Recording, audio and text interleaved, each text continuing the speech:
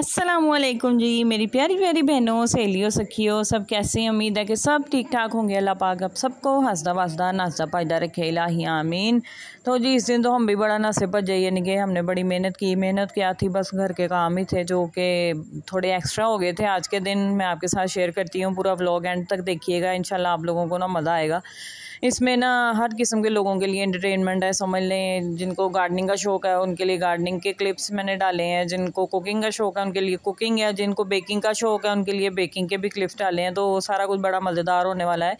तो जी ये देखें, मैंने यहाँ पे मिट्टी का जो एक था ना गमला, वो मैंने सारा इसमें से मिट्टी निकाल ली हुई थी। ये हमारा खाली था, इसमें एक्स्ट्रा मिट्टी पड़ी हुई थी। तो ये देखें नीचे ना, मैं जब भी मिट्टी बनाती हूँ किसी भी गमले में, तो वो मैं नीचे ना छिलके वगैरह डाल देती हूँ। यहाँ भी आपको नज़र आया ना, अंडों के छिलके और बाकी जो भी वो होते हैं ना, केले वगैरह के छिलके, वो डिकम्पोज हो गए हुए थे।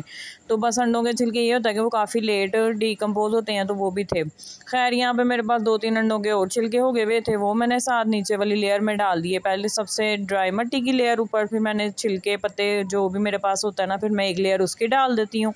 उसके बाद फिर दोबारा मिट्टी की एक लेयर लगा के तो फिर मेन मिट्टी जो होती है ना, वो मैं डालती हूँ। इस तरह जो नीचे वाली लेयर है ना, वो अच्छे से डिकम्पोज हो जाती है। पौधों को ना साथ साथ खाद के तौर पे वो ना सारे छिलके वगैरह मिलते रहते हैं।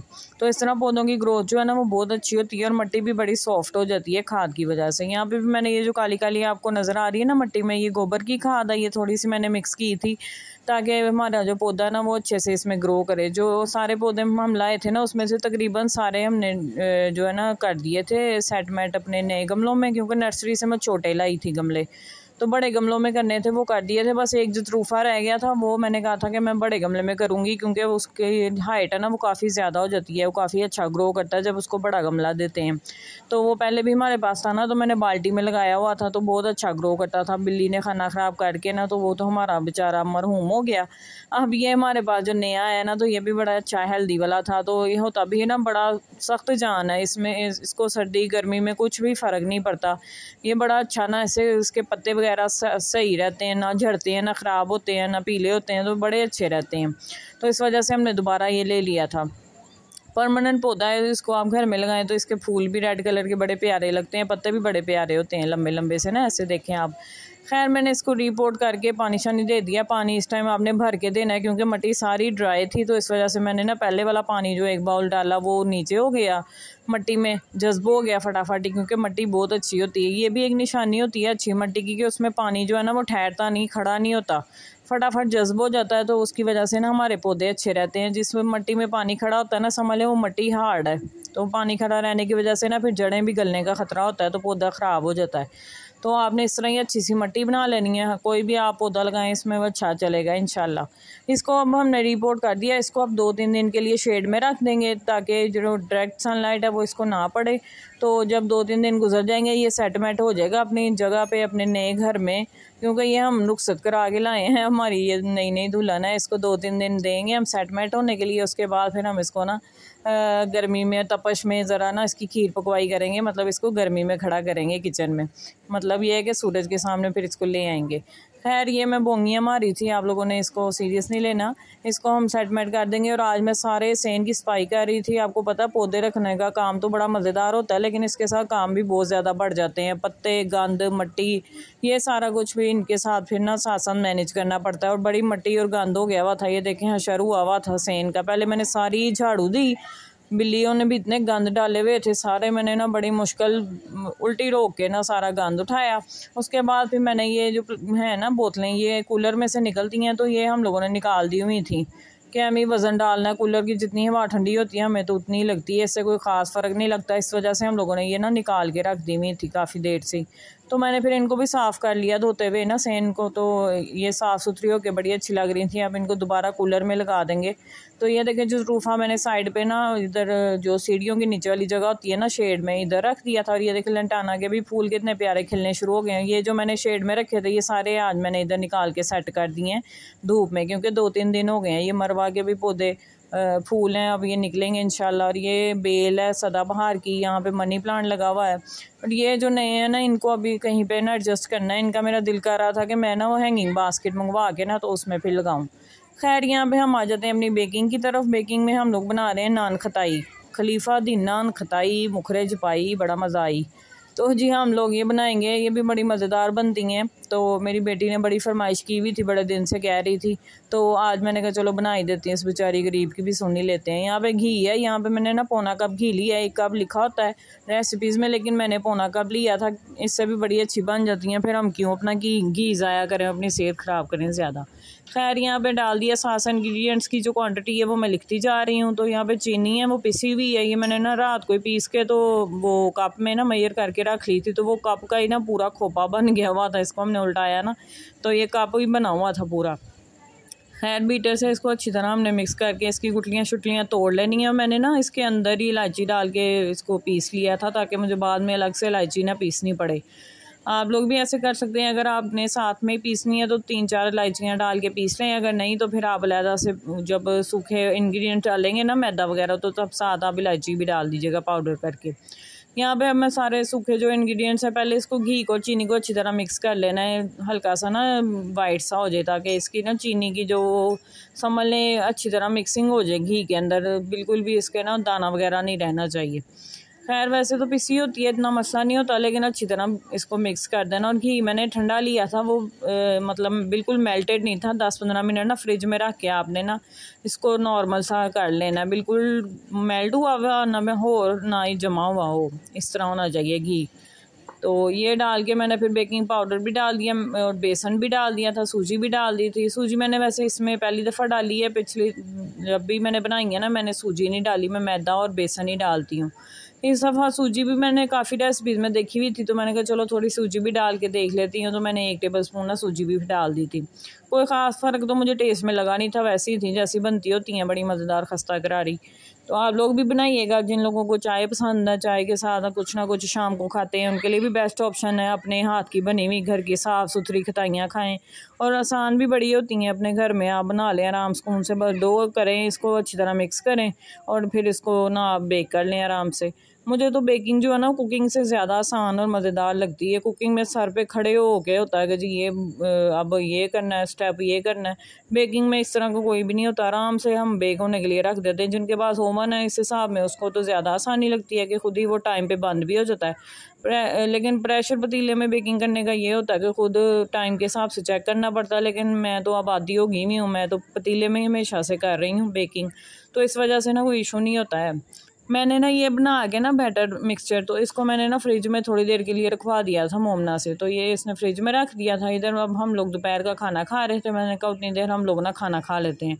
मसर थे और साथ में मैंने फिर गर्मा गर्म पराठे बना लिए थे, अचार था। हम लोगों ने फिर मज़े से ये हमारा लंच कर लिया था।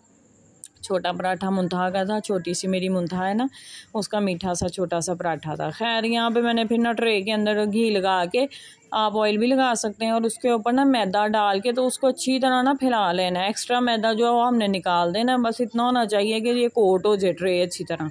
ये जो तरीका है ना ये इतना बेस्ट है ना। आपके पास अगर बटर पेपर नहीं है, आपने केक बनाना है, इस तरह कोई भी कुकीज़ वगैरह बनानी है ना, तो उसके लिए आपने इस तरह ऑयल के ऊपर मैदा डस्ट करके तो इसको अच्छी तरह फैला लेना, एक्स्ट्रा जो है वो निकाल देना। इससे बिल्कुल बटर पेपर वाला हिसाब हो जाता है आपका। समझ लें कोई भी चीज़ ना एक्स्ट्रा नीचे लगती नहीं है, स्टिक नहीं होती। मैं तो केक भी जब बनाती हूँ तो मैं इसी तरह हमेशा बाउल के अंदर डाल के ऑयल थोड़ा सा 2 चम्मच या 1 चम्मच उसको अच्छी तरह ब्रश से फैला के फिर उसके ऊपर मैदा इसी तरह घुमा घुमा के फिर एक्स्ट्रा निकाल देती हूँ। और बिल्कुल ऐसे लगता है जैसे बटर पेपर लगाया, कभी भी केक टूटा नहीं है निकालते हुए, बिल्कुल स्टिक नहीं होता नीचे। खैर यहाँ पे मैं हाथ से कर रही थी, मेरी बेटी कह रही थी कि हम ना वो करते हैं किसी ढक्कन वगैरह से, लेकिन मुझे था कि इनकी जो होती है ना लुक थोड़ी सी रफ, जो वो मज़े की लगती है। बिल्कुल जो गोल होती है ना, देखिए इसने बिल्कुल गोल सी 2-3 बनाई थी, लेकिन मैंने ऐसे ना रफ सी बना दी हाथ से, और हाथ से फटाफट भी बन गई थी। क्योंकि भुरभुरा सा होता है ना इसका मिक्सचर, तो वो हैंडल करना मुश्किल होता है। हाथ से फिर ना थोड़ा थोड़ा लेके आराम से बंदा अपने हिसाब से ना अच्छी तरह साइडें भी सेट कर लेता है। तो ये मैंने अच्छे से कर ली थी। उसके ऊपर जर्दी और दूध का मिक्सचर लगा दिया था। इसमें आप जर्दा रंग भी हल्का सा डाल सकते हैं डार्क कलर करने के लिए, लेकिन बेक हो के अच्छा कलर आ गया था तो ज़रूरत नहीं थी इतनी है, इसलिए मैंने नहीं इसमें येलो कलर डाला। तो बस ये हमारा हो गया। अब इसको हमने बेक कर लेना है। प्री हीट होने के लिए मैंने रख दिया हुआ था पतीला, मैंने फिर इनको ना बेक होने के लिए रख दिया था। यहाँ पे मेरी बेटी आटा गूंद रही थी, मैंने सूरह कहफ और सूरह जुम्मा पढ़नी थी नमाज के बाद, मैं वो पढ़ रही थी, साथ ही आटा गूंद रही थी। इसने नया नया आटा गूंदना शुरू किया माशाल्लाह, बड़े शौक से और बड़ा अच्छा आटा गूंदने लगी है। एक दो दफ़ा ही मैंने बस इसको साथ खड़े होके ना इसको साथ करवाया बताया, तो उसके बाद ये आज ना खुद ही बिल्कुल गूंद रही थी, तो इसने बड़ा अच्छा नरम मुलायम आटा गूंद लिया था। और ये आज माशाल्लाह 9 साल की हो गई थी, इसकी बर्थडे भी थी। तो अल्लाह पाक सब बच्चियों के नसीब अच्छे करें, इनको अगले जो घर है ना वहाँ पे कदरदान और इज़्ज़त करने वाले लोग मिले, इलाही आमीन।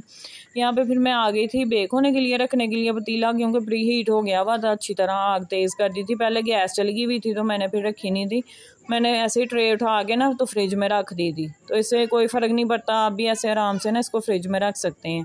तो यहाँ पे पतीला अच्छी तरह गर्म हो गया, 10 मिनट मैंने फुल आग पे ना इसको रख दिया था। बिल्कुल जो तंदूर और ओवन का समझ लें हिसाब होता है ना गर्म, बिल्कुल बहुत ज़्यादा हीट वाला, वो हमने कर लेना। फिर उसके बाद मैंने ये रख दिया, इसमें ट्रे रख दी थी स्टैंड के ऊपर, और इसको कवर करके अब मैंने देखें आग बिल्कुल हल्की नहीं की, के लोग कहते हैं बिल्कुल हल्की आग, लेकिन बिल्कुल हल्की से ना इतने बड़े पतीले में हीट नहीं बनती। इतना बड़ा पतीला ना उसमें फिर थोड़ी तेज़ आग ही सही रहती है। इसमें आराम से 20 मिनट में इतना प्यारा कलर आ गया, देखें बिल्कुल बाजार जैसा कलर आया है। इस पर कोई ऐसा नहीं कि ओवन के बगैर आप बना नहीं सकते, ये कलर नहीं आएगा। खैर ये हमारी बन गई थी। अब इसको मैंने देखें स्टैंड के ऊपर ना कवर करके रख दिया ठंडा होने के लिए, क्योंकि जब ये बनती हैं ना तब थोड़ी सॉफ्ट होती हैं, अगर तभी हम इसको छेड़ेंगे ना तो ये टूट जाती हैं। इस वजह से मैंने इनको कवर करके ना ठंडा होने के लिए रख दिया था स्टैंड के ऊपर। यहाँ पे मैं चावल पकाने लगी थी आलू मटरों वाले, और ये मैंने चावल पहले ही भिगो दिए, साथ में प्याज था हमारा गोल्डन हो रहा। उसके बाद फिर मैं बिरयानी का मसाला डालूंगी इसमें, क्योंकि हमें ज़रा ना तीखे करारे पसंद है, चावल फीके फीके नहीं पसंद, तो इसलिए हम बिरयानी मसाला भी 2 टेबल स्पून डाल लेते हैं।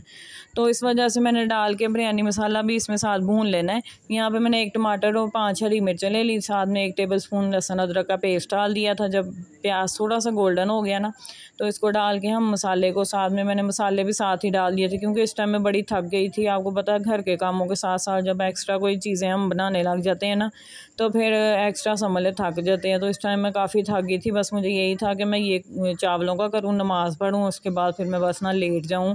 सुबह की मैं उठी हुई थी और मुझे आदत नहीं है दोपहर को बिल्कुल भी सोने की, मैं 1 सेकंड के लिए भी ना दोपहर को नहीं सोती। वो मैं कहती हूँ सही करते हैं लोग, फिर उनकी ना इतनी बस नहीं होती जितनी मेरी हो जाती है। मैं फिर ये है कि एक ही दफ़ा जागती हूँ 12-15 घंटे, उसके बाद फिर मैं एक ही दफ़ा सोती हूँ, जितना भी नसीब में हो जाए, 8 घंटे 7 घंटे 6 घंटे 12 घंटे जितना भी हिसाब हो ना सोने का, फिर मैं नींद पूरी होने तक माशाल्लाह ना सोती हूँ। फिर ये कि बच्चे भी अब थोड़े बड़े हैं ना तो वो मेरे साथ ही सोते हैं, मेरे साथ ही उठते हैं। ये नहीं होता कि रात को बार बार उठ रहे हैं तो नींद ख़राब होती है। अब उस टाइम से शुक्र है मैं निकल गई हूँ। जो बिल्कुल पिद्दे बच्चे होते हैं ना चीं पीं रात को करते रहते हैं, अल्लाह का शुक्र है मेरे बच्चे थोड़े से बड़े हैं, तो अल्लाह का शुक्र है। अल्लाह पाक सबके बच्चों को सलामत रखे। है देखिए मेरी टिड्डी इतनी खुश हो रही थी, मुझे थैंक यू कह रही थी, हगियाँ कर रही थी, तो उसने बड़े शौक़ से बच्चों ने खाई भी। और फिर मैंने बाकी ना एयर टाइट कंटेनर में डाल के रख दी थी इसके पापा के लिए भी।